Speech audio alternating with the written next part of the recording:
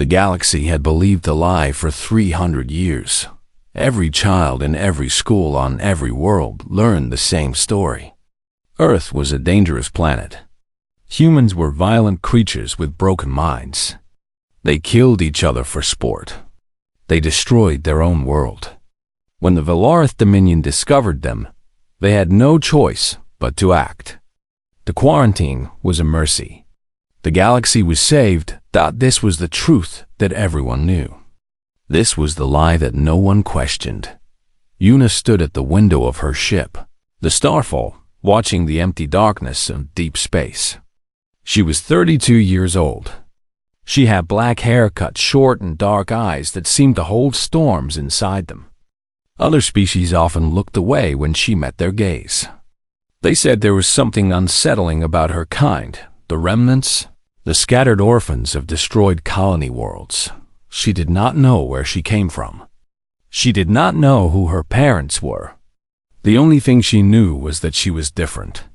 She healed faster than others. She needed less sleep. She could survive conditions that would kill most beings. The doctors called it a genetic anomaly. She called it loneliness. "Commander," Taiho's voice came from behind her. "We found something." Taiho was her navigator, a thin man with quick hands and quicker thoughts. He had been with her for 7 years. He was the closest thing she had to family. Una turned and followed him to the control room. On the main screen, she saw the wreckage of a ship floating in the void. It was massive, at least 10 times the size of the Starfall. The symbols on its hull made her stomach tighten. "The Larth military cruiser," Taiho said quietly. "It looks like it has been here for a long time. Maybe 50 years. Maybe more." The Valarth Dominion was the most powerful empire in the galaxy. Their ships did not simply drift into empty space and die. Something had happened here. Something that was meant to stay hidden. "Take us in," Una said. The salvage operation took 6 hours.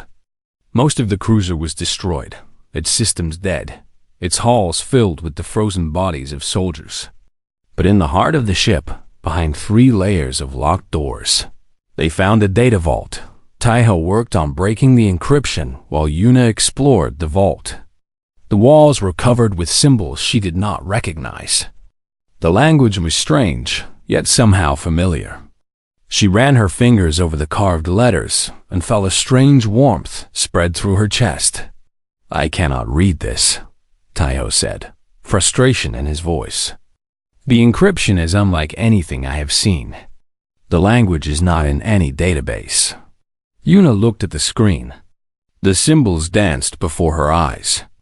And then, without understanding how, she began to read. "Project Genesis," she whispered. "Harvest Protocol. Earth Children. Phase 1 complete." Taiho stared at her. "How do you know that?"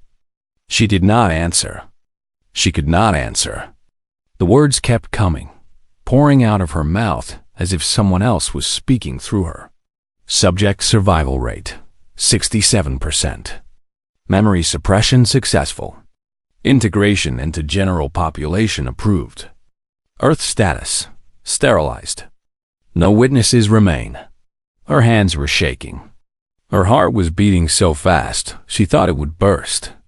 The words on the screen spoke of children taken from their homes. They spoke of parents killed. They spoke of a world burned to silence. They spoke of a lie so vast that it had swallowed the entire galaxy. "What is Earth?"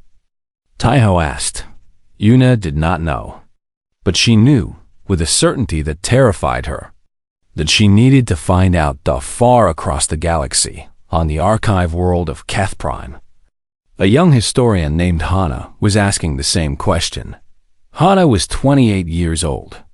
She had spent her entire life surrounded by books and records, searching for truths that others had forgotten. She had soft features and gentle eyes, but beneath her calm surface lived a fire that refused to die. For 3 months, she had been studying the official records of the Earth quarantine. It was supposed to be simple research for a minor academic paper. Instead, It had become an obsession. The dates did not match. In one document, the quarantine began in the year 2847. In another, it was 2851. In a third, it was 2849. Small differences, perhaps. Easy to dismiss as clerical errors. But Hannah had learned long ago that small lies often hid large truths. She dug deeper. She found testimonies from Valarth officers who had participated in the quarantine.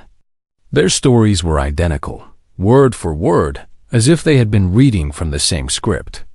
She found medical reports describing humans as genetically unstable, prone to violence and madness. But the data supporting these claims was missing. Every reference led to files that no longer existed. Someone had cleaned the records. Someone had erased the evidence. Someone was hiding something. Hannah requested access to the restricted archives. Her request was denied. She asked again. She was denied again. On her third attempt, 2 Valarth security officers visited her office and warned her to stop asking questions. That night, Hannah made a decision. She would not stop. She would find the truth. No matter where it led. She began searching the black market databases, the hidden networks where forbidden information lived. She spent her savings on encrypted files and stolen documents. And slowly, piece by piece, a picture began to form. Earth was not a dangerous world. Earth was a murdered world. The humans were not violent monsters. They were victims, and the Valarth Dominion, the great protectors of the galaxy, were the ones who had killed them. Hannah sat alone in her small apartment, staring at the evidence spread across her desk. Her hands trembled. Tears ran down her cheeks. 300 years of lies. Millions of lives erased from history. Children stolen and scattered across the stars. Their memories wiped clean. Their identities destroyed. She thought of the remnants, the strange orphans that everyone avoided. She thought of their dark eyes and their unusual resilience. She thought of how they never seemed to belong anywhere. Now she understood why. They were the children of Earth. They were the survivors of a genocide that the galaxy had chosen to forget. And somewhere out there, Hannah knew, were others who were beginning to remember. She did not know about Yuna. She did not know about the Starfall or the wrecked cruiser or the data vault filled with secrets. But the same fire burned in both their hearts. The same question drove them forward. What really happened to Earth? The answer would shake the galaxy to its core. The answer would burn like a star going supernova. The answer would change everything. But first, they had to survive long enough to find it. The coordinates hidden in the Valarth data vault led Yuna to the edge of known space, where the stars grew thin and the darkness stretched forever. The morning stations hung in the void like forgotten bones. Once they had been mining platforms. Now, they were ruins, officially abandoned, officially empty. But Yuna had learned to distrust anything that was official. Sensors are picking up life signs, Taiho said, his voice tight with surprise. Hundreds of them, maybe thousands. Yuna guided the Starfall toward the largest station. As they approached, lights flickered on in the darkness. Someone was watching them. A voice crackled through the communication system. It was rough and tired, the voice of someone who had seen too much pain. State your name and purpose. You have 10 seconds before we open fire. Yuna leaned toward the microphone. She did not know what made her say the next words. They came from somewhere deep inside her, from a place she did not understand. My name is Yuna. I am a child of Earth. I am looking for the truth. Silence. Long, heavy silence. Then the voice returned, softer now, carrying something that sounded almost like hope. Dock at Bay 7. Someone will meet you. The man waiting for them was tall and scarred. Burns covered the left side of his face, twisting his skin into rough patterns. His eyes were dark, the same shade as Yuna's, the same shade as every remnant she had ever met. "My name is June," he said. "Welcome to the last refuge of the forgotten." He led them through narrow corridors filled with people. Yuna saw families cooking meals over small fires. She saw children playing with handmade toys. She saw old men and women sitting together, speaking in whispers. They all had the same dark eyes. They all had the same quiet strength. "Who are these people?" Yuna asked. "We call ourselves remnants," June said. "The galaxy calls us orphans, vagrants, broken things.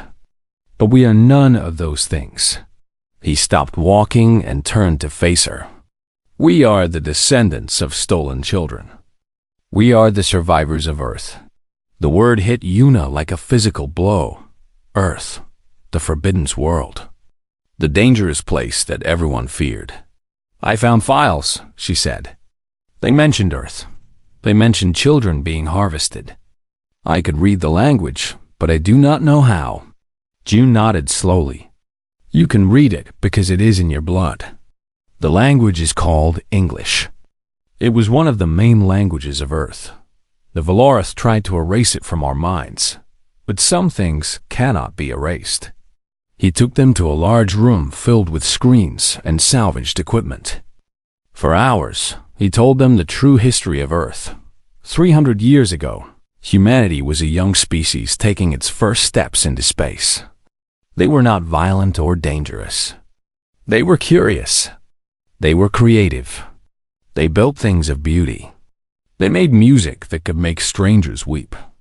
They had a gift for empathy, for understanding others, for connecting across differences. The Valorith discovered them and saw a threat. Not because humans were dangerous, but because humans were extraordinary. They adapted faster than any species the Valorith had ever seen. They survived conditions that killed others. They formed bonds that could not be broken. Given time, humans would spread across the galaxy. Given time, they would challenge the Valorith with Verodot, so the Valorith decided to act before humanity could rise. They invaded Earth with overwhelming force. The adults who fought back were slaughtered without mercy. But the children were valuable. Young minds could be shaped. Young bodies could be studied. Young lives could be sold. The Valorith took millions of children from Earth. They wiped their memories. They scattered them across the galaxy as slaves, test subjects, and commodities. Then they burned Earth until nothing remained but ash and silence. The quarantine was not protection. It was a cover-up. The story of human violence was not truth. It was propaganda. "Every remnant in this station," June said, "is descended from those stolen children. We have spent generations piecing together the truth. We have hidden here because the Valorith would kill us if they knew we remembered." Yuna felt tears running down her face. She thought of her childhood in orphanages, always feeling different, always feeling wrong.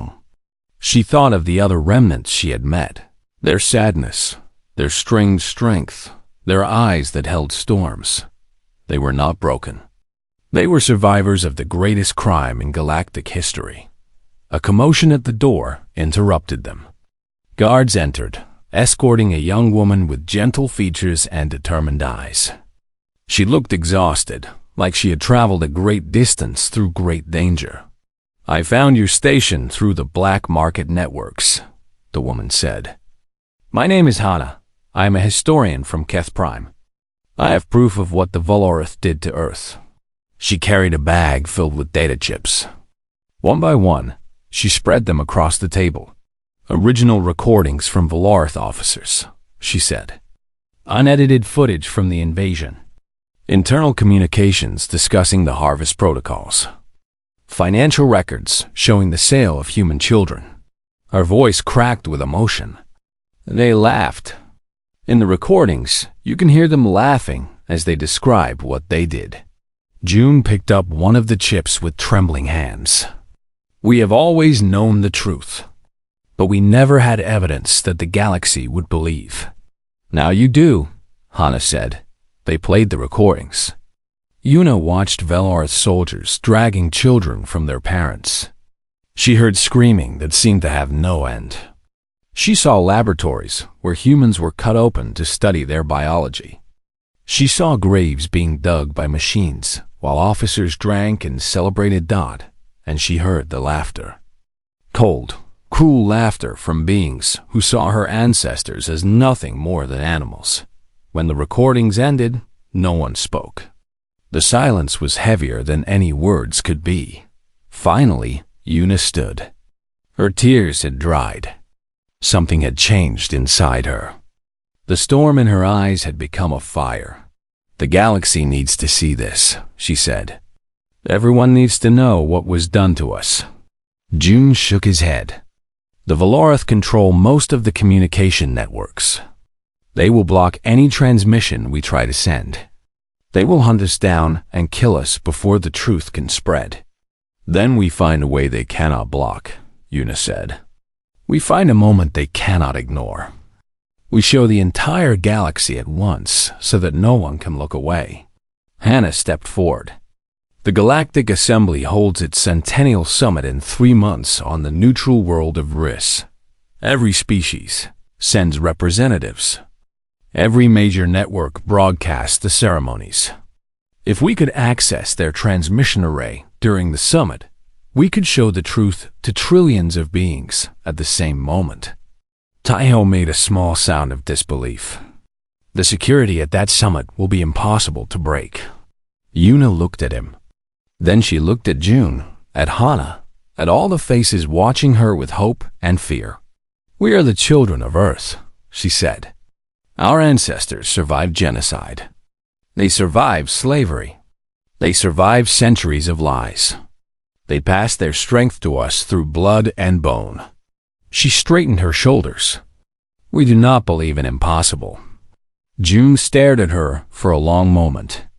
Then, slowly a smile spread across his scarred face. It seems, he said, that Earth's fire still burns. The planning began that night. They had 3 months to prepare for the most important mission in human history. 3 months to find allies, gather resources, and build a plan that could crack open the greatest lie ever told. The stars were watching. The truth was waiting Dot, and the children of Earth were finally ready to speak. The first 2 months were filled with failure. Every time they tried to spread the truth, the Valorith stopped them. They sent messages through underground networks. The messages were intercepted. They tried to contact sympathetic journalists. The journalists disappeared. They attempted to hack Meyer broadcast stations. Their signals were jammed within seconds. The Valorith knew someone was digging. They did not know who, but they were hunting. Admiral Soong, the commander of Valorith Internal Security, personally oversaw the search. He was a cold man with dead eyes and a reputation for cruelty. When he found enemies of the Dominion, he did not arrest them. He erased them. We need more help, Una said during one of their planning meetings. We cannot do this alone. Help came from unexpected places. The first to join was Kira. She was Valorith, born into a military family, raised to believe in the glory of the Dominion. But when she was young, her family had owned a human servant, a woman named Myra who had raised Kira like her own daughter. Mira told her stories at night, sang her songs in a language Kira did not understand, and loved her with a warmth that her real parents never showed. When Kira was 12, Myra was taken away. Kira never saw her again. She spent the next 20 years trying to forget. But some loves cannot be erased.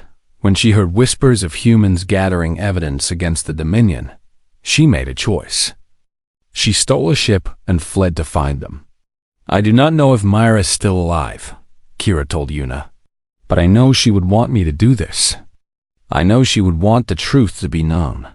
The second to join was Day. He was human, though he had hidden that fact his entire life. He worked as an engineer on a Valorith space station, keeping his head down, never drawing attention. He had survived by being invisible, but invisibility has a cost. It eats at your soul. It makes you forget who you are.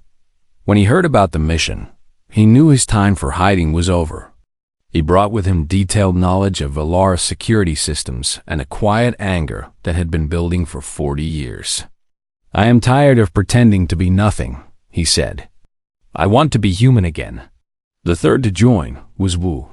He was old, his hair white, his face lined with years of pain. He had been a pilot in his youth, one of the best in the galaxy. Then the Valorith discovered his heritage and killed his family as a warning to others. He had spent 30 years waiting for a chance at justice. Now finally it had come. "I am too old to fight with my fists," he said with a grim smile.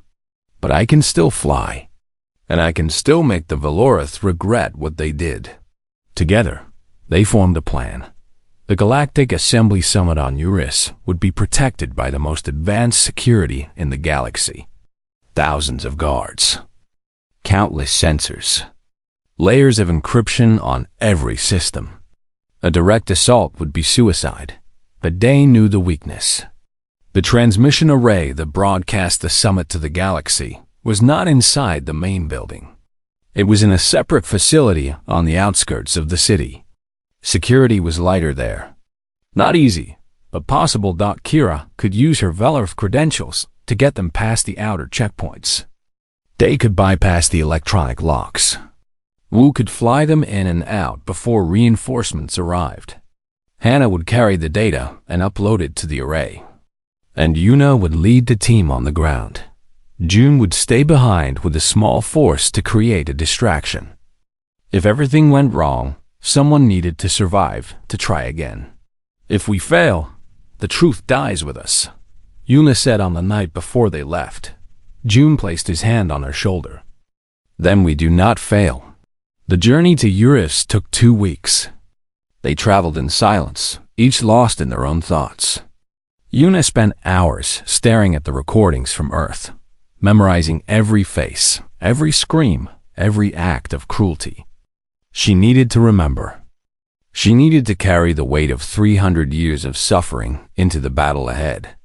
They arrived on the day of the summit. The city was filled with representatives from 100 species, all gathered to celebrate peace and cooperation. The irony was not lost on Yuna. Peace built on lies.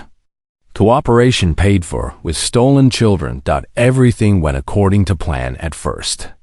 Kira talked them through the checkpoints with calm confidence. Day opened door after door with his stolen codes. Wu kept the ship ready, engines hot, waiting for their signal. Then the alarm started. "They know we are here," they said, his fingers flying over his equipment. Someone must have found the bodies at the outer gate. "How long do we have?" Yuna asked. "Minutes. Maybe less." They ran. The transmission facility was just ahead, a tall tower glowing with lights. Guards poured out of buildings around them. Weapons fire cut through the air. Kira took a shot to the shoulder, but kept moving. Day caught a blast to the leg and stumbled. Yuna grabbed him and dragged him forward. They reached the tower. The door was locked with a code that Day did not know. "I need time," he gasped, blood running down his leg. "You do not have time," a voice said behind them. Yuna turned. June stood there, breathing hard, his clothes torn and burned. He had followed them. He had left his distraction team to come here. "June, what are you doing?" Yuna demanded. "What needs to be done?" he said. He looked at Hana. "Get inside. Upload the files. Show the galaxy what they did to us." He turned to face the approaching guards. There were dozens of them, weapons raised, shouting orders. "June, no," Hana said, tears in her eyes. He smiled at her. It was a sad smile, but also peaceful.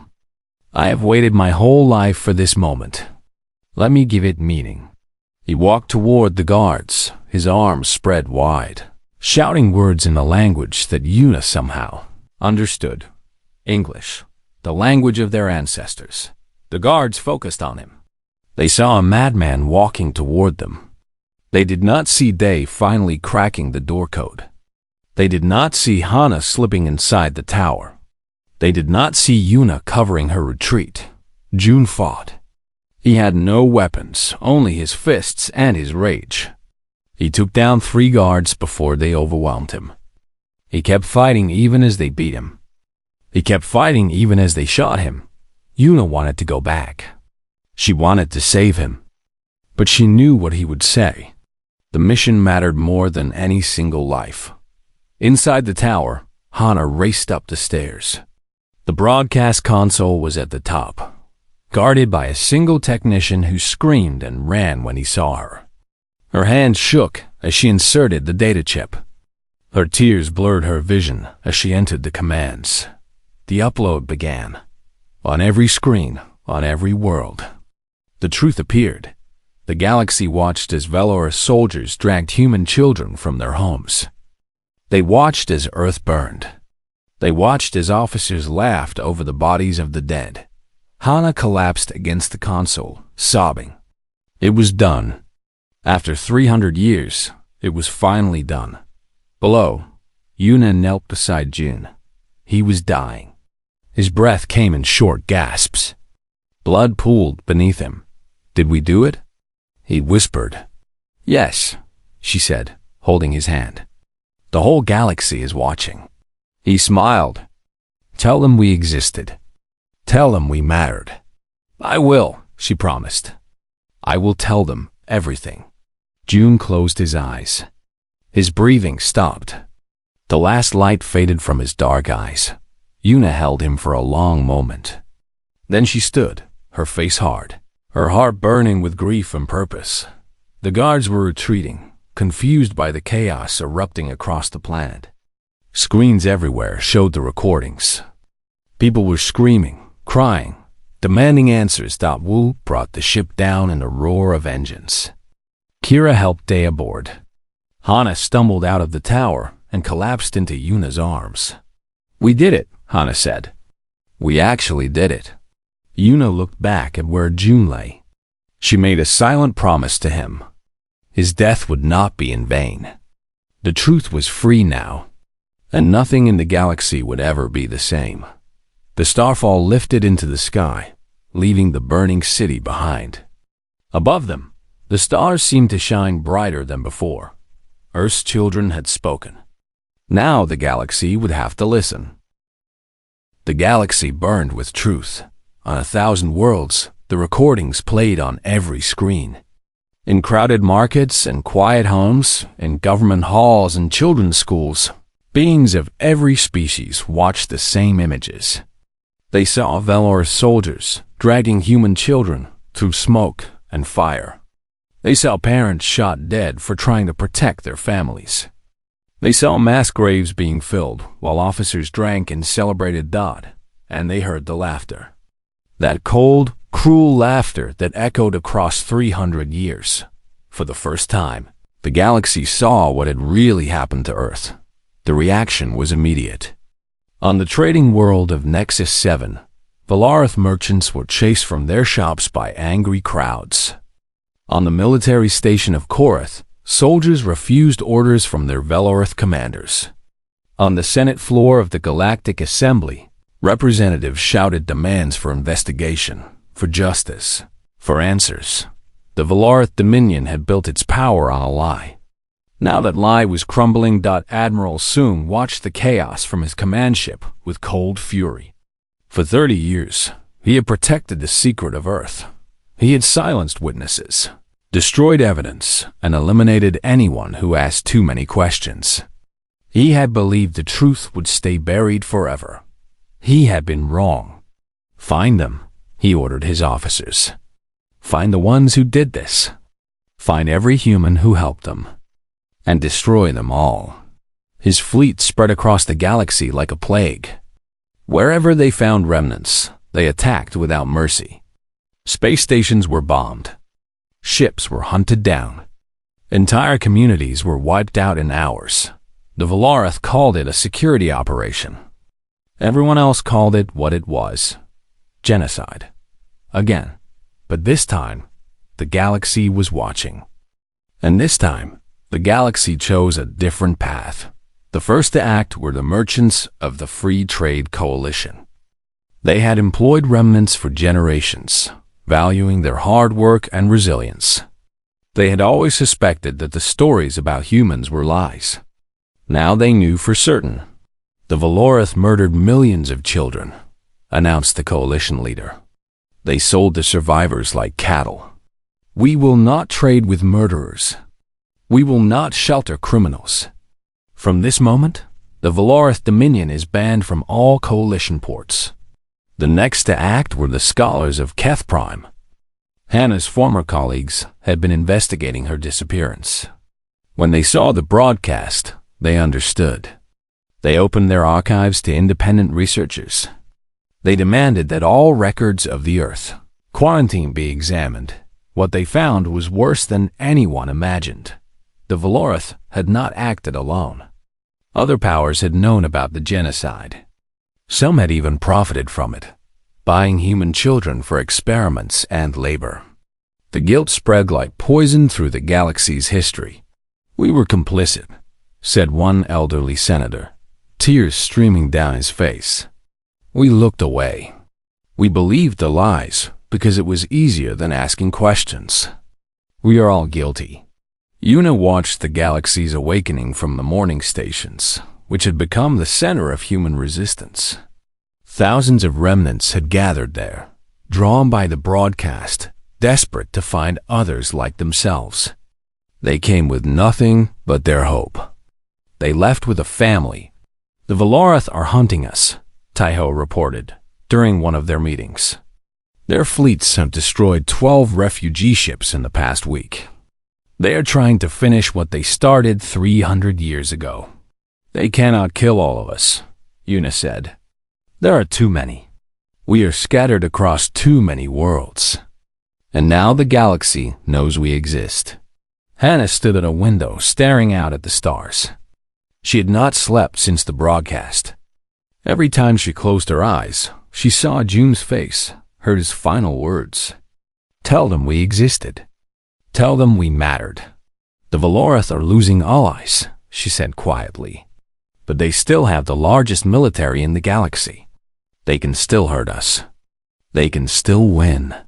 Then, we make sure they do not win, said Kira. The Valorith defector had fully committed to her new family. She wore human clothes now, spoke human phrases, and carried a weapon she had sworn to use against her former people. We fight back. Day limped forward on his injured leg. We have something the Valorith do not expect. We have friends. The beings who employed us, who worked beside us, who came to care about us over the centuries. They are starting to stand up. It was true. Across the galaxy, ordinary people were choosing sides. Some species sent supplies to the morning stations. Others sheltered remnant refugees. A few even sent ships and soldiers, volunteers who wanted to fight for justice. The coalition was small and fragile, but it was growing. Then Admiral Soong made his move. His fleet gathered at the quarantine border around Earth. Hundreds of warships, the largest military force the galaxy had seen in generations. He broadcast a message to every corner of the galaxy.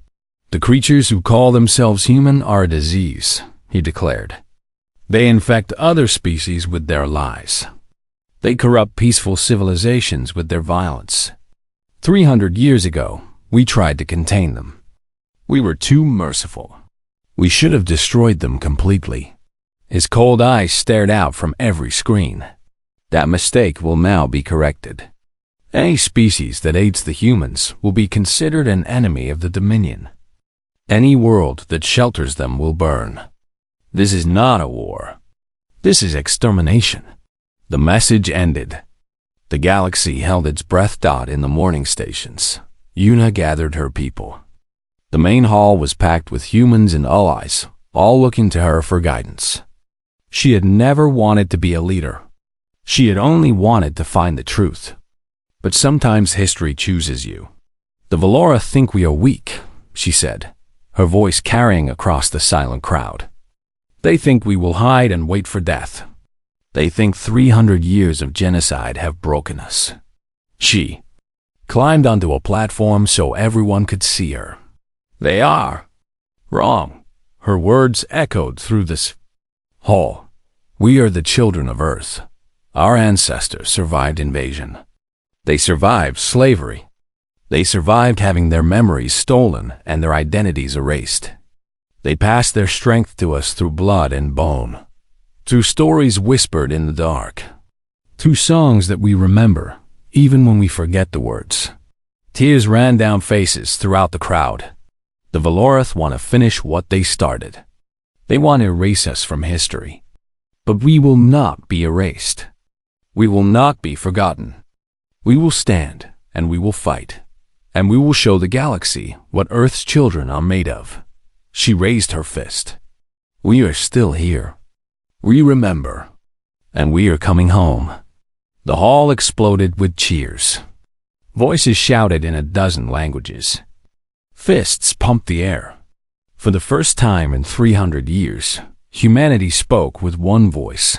The message was broadcast across the galaxy. Yuna's face appeared on screens from the core worlds to the outer rim. Her words reached every species, every government, every being who had ever wondered about the strange remnants with the dark eyes. We are still here. We remember, and we are coming home. The response came within hours.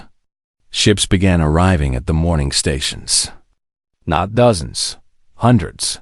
Species that had watched the broadcast and wept. Species that had known remnants and loved them. Species that simply believed in justice and wanted to help. A fleet was forming. A coalition of the willing. An army of the awakened. Admiral soon watched the gathering forces with growing unease. He had expected the galaxy to cower. He had expected fear to triumph over outrage. He had expected to win. He had underestimated humanity. Again, the final battle was coming.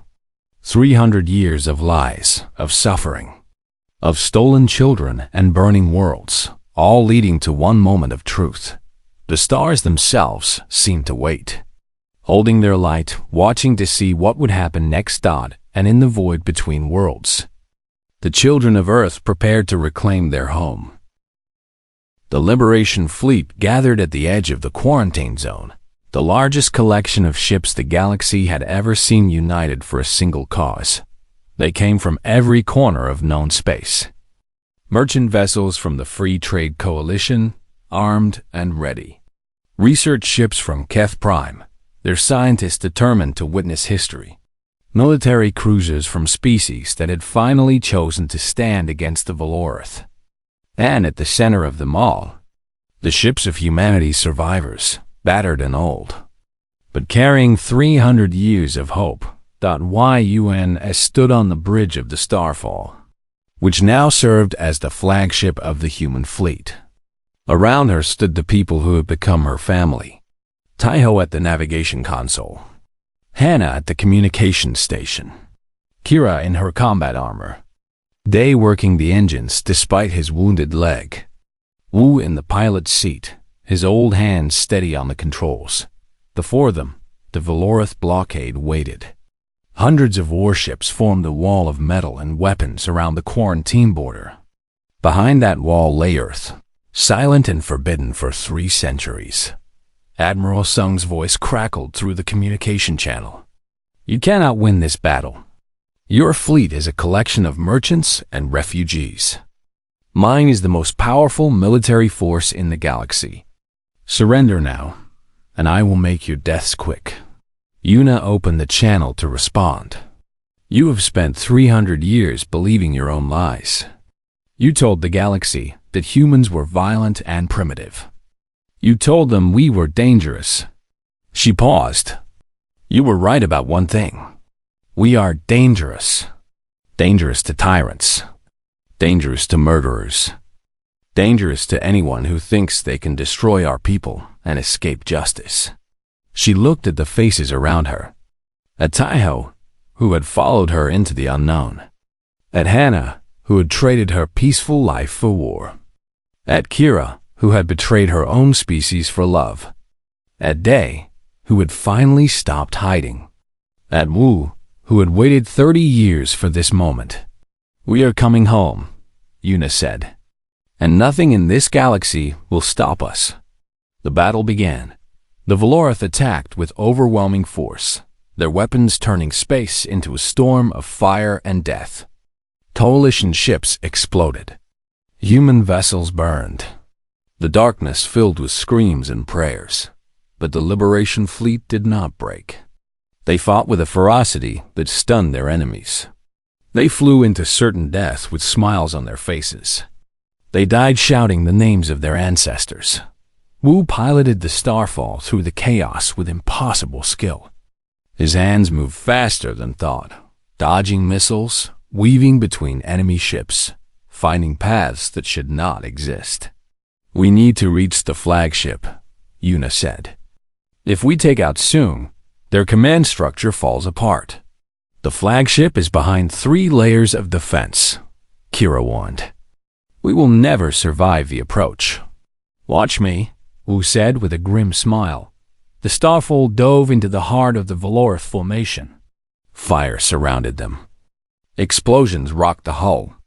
Alarms screamed warnings that no one had time to hear. They worked miracles with the engines, pushing them beyond their limits. Taiho calculated trajectories that threaded the needle between destruction. Hana coordinated with allied ships, calling in support at crucial moments. They lost their shields. They lost half their weapons. They lost sections of the ship to vacuum. But they kept flying. The flagship loomed ahead. Admiral Sung's personal vessel, the symbol of Valorith power. "Boarding tubes ready," Kira announced. "This is insane." "Humanity was built on insanity," Yuna said. "Let us see if it still works." The Starfall crashed into the flagship's hull. Boarding tubes extended.